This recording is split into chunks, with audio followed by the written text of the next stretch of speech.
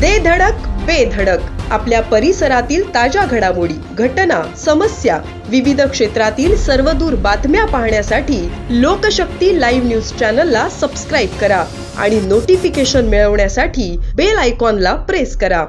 राष्ट्रवादी अजित पवार गटाकडून सर्वोच्च न्यायालयाच्या आदेशाचे पालन केले जात नसल्याचा आरोप करत शरद पवार गटाकडून केंद्रीय निवडणूक आयोगात तक्रार दाखल करण्यात आली आहे। राष्ट्रवादी शरद पवार गटाचे आमदार जितेंद्र आव्हाड यांनी तक्रार करण्यासाठी थेट दिल्ली गाठली। 72 तासात आयोगाने कारवाई केली नाही तर मग आम्हाला पुढे जावे लागेल असे म्हणत सर्वोच्च न्यायालयात जाण्याचा इशारा आव्हाड यांनी दिला आहे।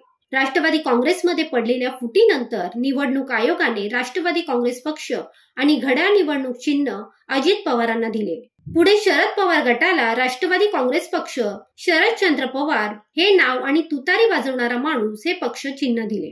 2 दिवसापूर्वी सर्वोच्च न्यायालयात राष्ट्रवादी काँग्रेसबाबत सुनावणी पार पडली। यावेळी अजित पवार गटाने शरद पवारांचे नाव किंवा फोटो वापरू नये, तसेच घड्याळ हे पक्षाचे चिन्ह वापरताना ते प्रकरण न्यायप्रविष्ट आहे अशी सूचना लिहिण्यास सांगितले होते। मात्र अजित पवार गटाकडून सर्वोच्च न्यायालयाच्या या सूचनेचे पालन केले जात नसल्याचा आरोप जितेंद्र आव्हाड यांनी केला।